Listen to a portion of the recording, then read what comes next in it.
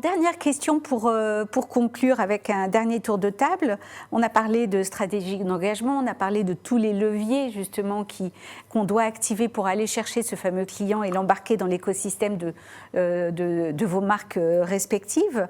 Je reviens vers vous, Hervé, pour Air France. Comment est-ce qu'on peut encore davantage accélérer sur ce sujet de l'engagement? Qu'est-ce qui reste encore à faire dans les mois à venir? Alors nous, il y a trois thèmes très importants pour nous. Un premier qui est, on l'a vu pendant cette crise, la digitalisation a encore accéléré chez nos clients et on compte bien en tirer parti.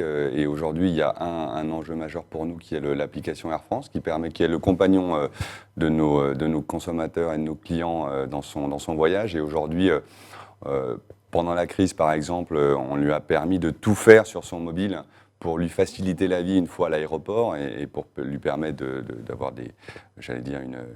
un parcours sanitaire facilité.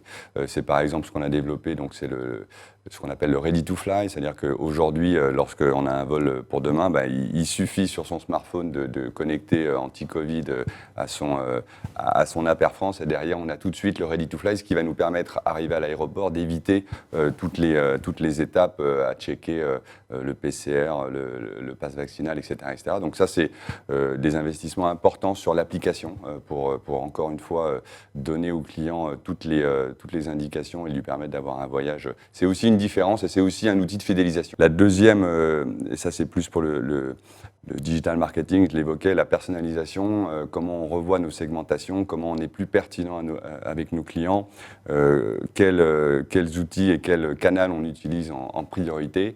On a des outils de mesure, on a en plus, on n'en a pas parlé ici, mais le monde sans cookies de demain, donc comment on fait pour nous assurer que malgré tout, parce que les cookies c'était quand même un moyen de travailler la pertinence vis-à-vis de nos clients, donc comment on fait demain pour que effectivement on puisse s'adresser à nos clients, être efficace dans nos campagnes.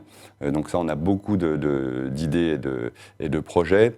Et enfin, le dernier qui est là, pour le coup, quelque chose de plus de l'entreprise Air France, ses engagements sur l'environnement, c'est quelque chose qui est aussi un moyen d'engager vis-à-vis de nos clients, parce qu'on le voit dans leur raison de voyage.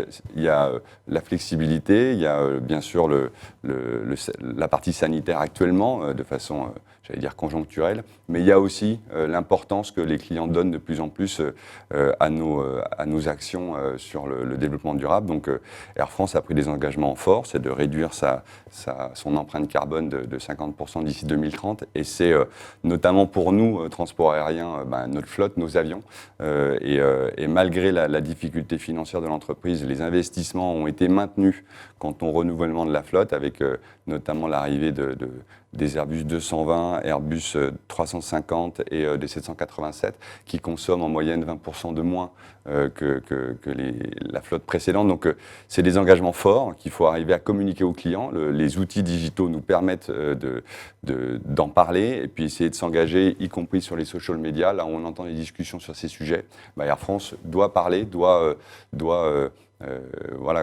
convaincre de nos engagements et faire la différence vis-à-vis de nos concurrents. Cette marque Air France on attend de cette marque Air France aussi qu'elle s'engage sur ces sujets.